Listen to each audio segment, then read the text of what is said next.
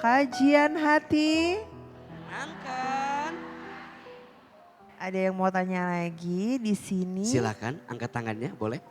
Boleh silahkan. Assalamualaikum warahmatullahi wabarakatuh Ustadz, terima kasih. Izinkan saya bercerita Ustadz. Perkenalkan, saya Kamelia Putri. Saya pernah menjalin pernikahan dan menikah di tahun 2022. Selesai di tahun 2025, saya menyadari pernikahan saya selesai pun saya sangat sadar itu karena kesalahan saya. Sehingga logikanya nggak berjalan. Padahal saya udah tahu kalau saya sebelum dinikahin ada yang disembunyikan dari dia. Yaitu dia tidak terbuka atas statusnya. Kalau dia statusnya duda. Duda anak 2. Kenapa saya ngerasa tidak terima? Karena dibohonginnya saja. Beliau sangat meyakinkan saya saat pada waktu itu membuktikan kalau benar-benar udah selesai dan saya diperkenalkan kepada keluarga mantannya juga. Meyakinkan saya kalau saya menikah hidup saya akan diratukan, bahkan dia bilang kalau ngomong nominal secara materi dia menyebut nafkah puluhan juta, bahkan dia mau modalin saya ini itu. Kayaknya saya memberanikan diri, bismillah menikah lalu 7-10 hari keluarlah saya bilang toksiknya ya gitu. Dimana dia sebagai anak laki-laki pertama tidak bijak untuk melihat mana itu ibu dan istrinya. Padahal saya sangat menyayangi mertua saya saat itu. Dia selalu abu-abu dan membentrokkan saya dengan ibunya soal nafkah. Saya tidak pernah mau melarang dia mengasih ibunya, adik-adiknya, ponakannya. Saya senang kalau suami saya ngasih malah. Darullah, saya hamil. Saya berpikir ya udahlah, ya ini namanya rezeki, nggak kemana. Ya selama saya hamil pun saya tidak mendapatkan perlakuan selayaknya ya saya untuk merasakan merantau dari umur 14 tahun jauh dari orang tua. Berharap punya rumah tangga yang ngelindungin. Ngerasain hamil pertama kalinya seumur hidup itu seperti itu ternyata. Tapi saya tidak mendapatkan perlakuan yang baik. Bahkan saya harus tetap bekerja di usia trimester pertama. Syuting, lari-larian, saya ngerasa kayak gak ditakutin aku kenapa-napa gitu. Tapi saya jalanin sampai akhirnya melahirkan anak saya dan saya tidak pernah menyesali punya anak. Masya Allah itu yang saya syukurin sampai detik ini. Dan saya ngerasa setelah melahirkan saya harus merubah pikiran saya, merubah mindset saya. Bahwasanya saya tidak lagi berekspektasi punya suami yang menafkahi, saya tidak berekspektasi lagi. Dan di titik saya sudah berdamai, saya berdamai dengan rumah tangga saya. Malah dianya yang berubah gitu. Berubahnya adalah ya di mana suatu hari ya namanya saya cari duit ya. Ada momen suami minta dilayanin. Sebenarnya saya tidak pernah untuk sekali menolak atau menunda. Dan baru kali itu gak tahu badan saya sakit banget. Dan saya minta waktu nunda. Tapi dia marah, dia bawa hadis agama bahwasanya kalau saya tidur sampai belum melayanin sampai meninggal itu saya katanya masuk neraka. Itu dia ucapkan. Jadi ya akhirnya saya nggak tahu ini ya bentuk talak atau apa. Kalau menurut saya sih talak ya karena dia sudah mengucapkan urus di bawah Al-Quran. Dan itu hari pertama saya pulang dari luar kota cari duit untuk rumah tangga gitu loh. Pertanyaannya ada 3 Ustadz, mohon izin. Hukumnya apa di dalam agama Ustadz menafkahi istri secara hutang makai uang istri dan nunggu bayarnya nunggu kerjaan dari saya gitu. Itu saya masih bingung. Yang kedua bagaimana harus seperti apa saya menyikapinya dan secara hukum agama dia menganggap sampai detik ini walaupun surat cerai itu udah keluar dia ngerasa belum nalak saya dan dia bilang ke lingkungan saya kalau saya belum ditalak secara agama. Jadi kalau saya nikah lagi haram gitu bagi dia. Terus yang ketiga, apa hukumnya sebagai seorang istri yang membantu ekonomi suami ketika kondisi kurang fit menolak permintaan suami? Itu aja Ustadz, terima kasih. Bunda, rumah tangga itu ibadah dan rumah tangga itu sekolah. Belajarlah untuk mencintai dan menyayangi pasangan di rumah tangga dengan sebaik-baiknya. Seorang suami harus sayang sama istrinya. Kenapa? Kata Nabi SAW, siapa suami yang paling baik?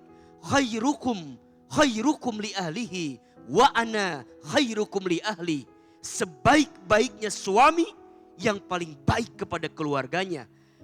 Dan aku, kata Nabi, adalah suami yang paling baik kepada keluargaku. Saat jadi istri, belajar memuliakan suami. Kata Nabi SAW, siapa seorang istri yang sholat 5 waktu dan puasa di bulan Ramadan dan taat kepada suaminya dan mampu menjaga dirinya, silahkan masuk surga dari pintu manapun. Maka rumah tangga itu ibadah, rumah tangga itu sekolah. Ini catatan. Jangan menjadikan rumah tangga seperti halnya transaksional dalam perdagangan. Kalau kamu ngasih, aku sayang. Kalau kamu gak ngasih, aku gak sayang. Tapi mungkin nanti babnya bicara hak dan kewajiban. Mohon maaf, tadi suami bilang, kamu layani aku, kamu temani aku, kamu harus turut sama aku. Itu haknya dia. Kira-kira kewajiban kamu ditunaikan atau tidak? Betul? Boleh nuntut hak, tapi penuhi dulu apanya? Kewajiban. Jelas tidak?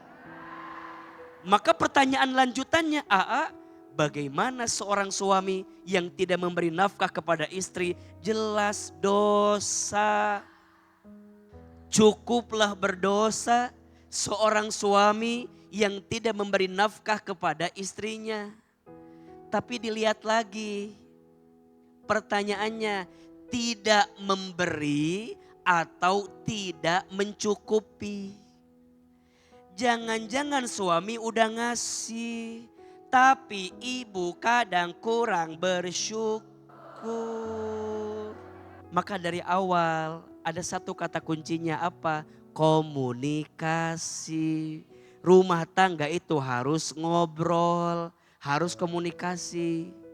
Suami yang tidak memberi yang terbaik untuk istri, bahkan mohon maaf jahat sama istri, itu suami yang zolim. Tapi satu sisi istri yang gak nurut sama suami, istri yang gak patuh sama suami, hati-hati. Nanti disebutkan ada seorang istri namanya nusuz. Apa? Nusuz, seorang istri yang tidak bisa menjaga kehormatannya sehingga menjatuhkan harga diri suaminya. Istri boleh punya penghasilan? Boleh. Istri boleh punya pendapatan? Boleh, tapi ingat, penghasilanmu boleh lebih tinggi, tapi ingat, derajatmu tetap di hadapanmu. Bagi seorang istri ada siapa? Suami. Maka jangan mentang-mentang kita punya penghasilan lebih tinggi, merasa lebih tinggi daripada siapa? Suami. Maka istri ketika membantu keuangan rumah tangga namanya sedekah. Tapi kalau suami ketika memberi kepada keluarga namanya nafkah. Nafkah sifatnya wajib. Jadi kalau nafkah tidak dipenuhi jadi dosa. Tapi kalau sedekah bunda sebagai istri tidak diberi tidak apa-apa. Pertanyaan terakhir, apakah sudah jatuh talak saya? Talak itu ada dua bentuknya. Satu, ada talak yang sifatnya kepastian, langsung diucapkan. Aku talak kamu, jatuh talaknya. Ada yang kedua, talak yang sifatnya kiasan. Kayak tadi, aku pulangkan kamu ke rumah orang tuamu. Ada sebagian ulama menyebutkan belum jatuh talaknya jika masih sifatnya kiasan. Maka seorang istri boleh bertanya lagi, kamu mau mentalak aku atau seperti apa? Harus jelas. Karena kalau baru kiasan, ada sebagian ulama tidak dan belum masuk kategori talak. Karena kalimat talak itu harus kalimat langsung yang diucapkan sebagaimana akad nikah. Mbak Camelia, semoga lebih kuat ke depan. Maafkan semua yang sudah lewat. Kalau sendirian lebih bahagia, kenapa harus mengeluh dengan apa yang pernah terjadi kemarin? Dan siapapun istri yang mungkin pernah disakiti sama suami, jika masih ada ruang untuk diperbaiki, maafkan dan kembalilah berjalan dalam kebaikan. Insya Allah. Do nggak usah khawatir karena kebahagiaan Do itu bukan hanya dari kedua orang tua yang utuh, tapi Do harus bersyukur punya kakek nenek yang sampai detik ini dan semoga bisa menemani kita. Jujur saya lega ya karena di situ sudah ada menerangkan apalagi soal hukum talak. Seorang suami itu seperti apa. Ternyata talak tuh jangan jadikan bahan candaan saat emosi apa segala macam. Dan yang pasti jawaban dari Ustadz itu sudah bisa membuat saya terjawab yang selama ini saya pertanyakan. Bahkan dari segi nafkah juga ternyata memang kalau laki-laki itu hukumnya wajib, bukan suatu jadi tuntutan. Karena kalau wajib ya harus ditunaikan.